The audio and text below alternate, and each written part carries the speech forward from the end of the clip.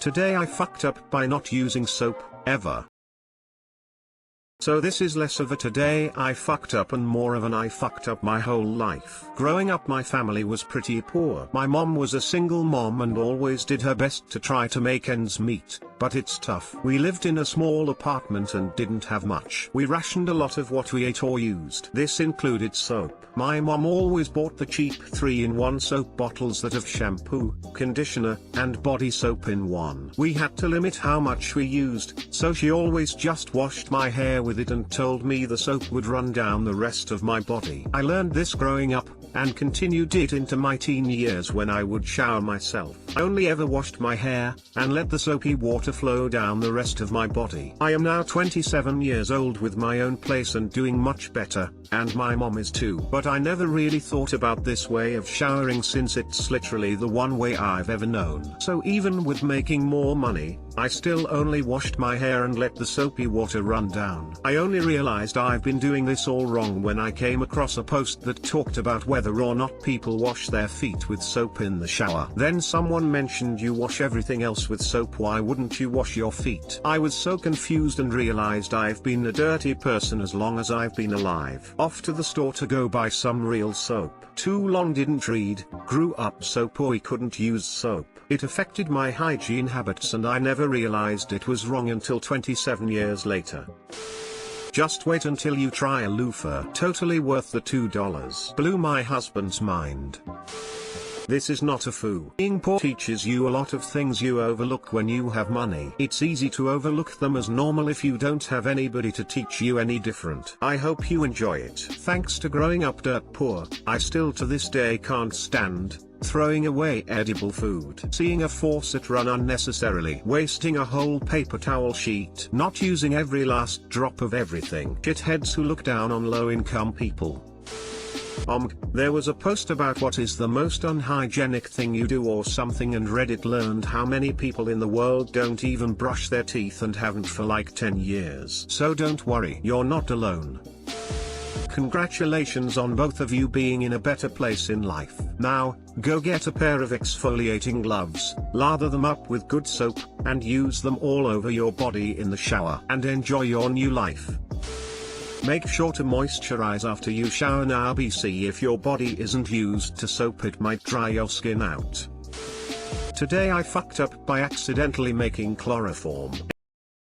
Edit, Jesus Christ, this will probably be my most upvoted post ever and it's about me being an idiot. Hi mom. Obligatory, this actually happened about 3 weeks ago. The pandemic situation was just getting noticeably relevant in my country too, so everyone had started buying up all the rubbing alcohol in the stores. It's still hard to find and you kinda have to not go overboard with it so as to avoid running out. We only had one bottle left at the time. I thought to myself, if I use 2 substances, I'll double the use and hopefully be able to kill more potential viruses. Yay.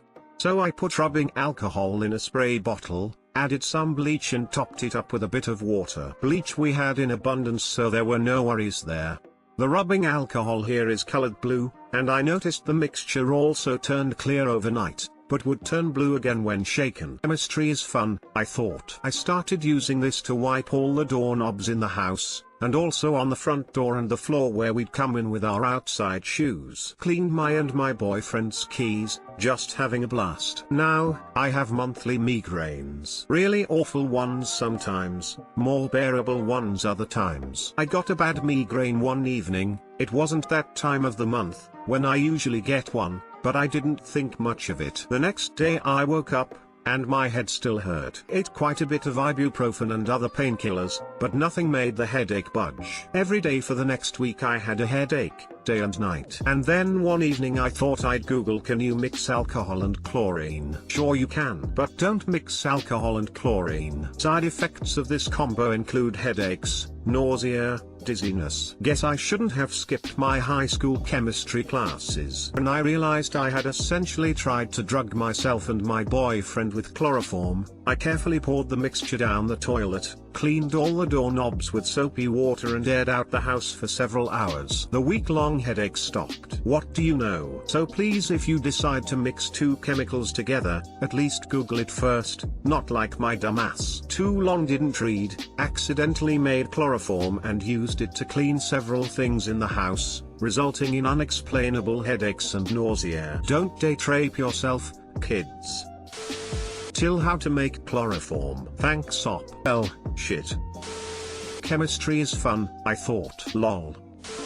Wish I could upvote this more just for being not sex. You know what, I'll take that. Reminds me of a story a teacher told us once. Her kid had vomited at the bottom of the stairs, and she was at work. Her husband cleaned it up, but there was still a stain and a smell. So he bleached the carpet. That got rid of the stain all right, but it now reeked of bleach. So, he decides that ammonia will help that issue. They had to be out of the house for days after, because of how much he used.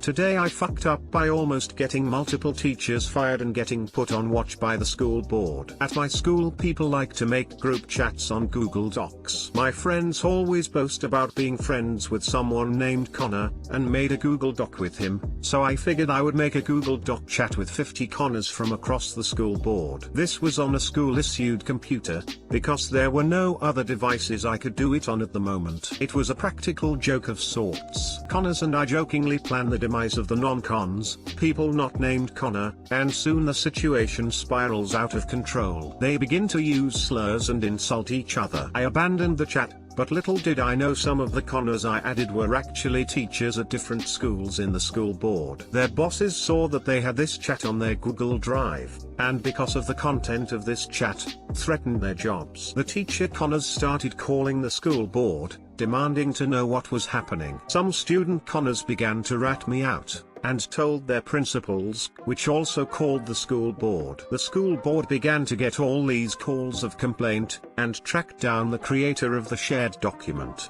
My principal's boss called her, angry that she couldn't control her students. The big boss was mad, and wanted the chat to be taken down immediately. Of course, my principal got a hold of my mom, and notified her of the situation. I came home to the classic "we need to talk." I'm now being monitored by the school board. Oops. Too long didn't read. I almost got some teachers named Connor fired, I got my principal in trouble, and I'm now on watch because of a Google Doc.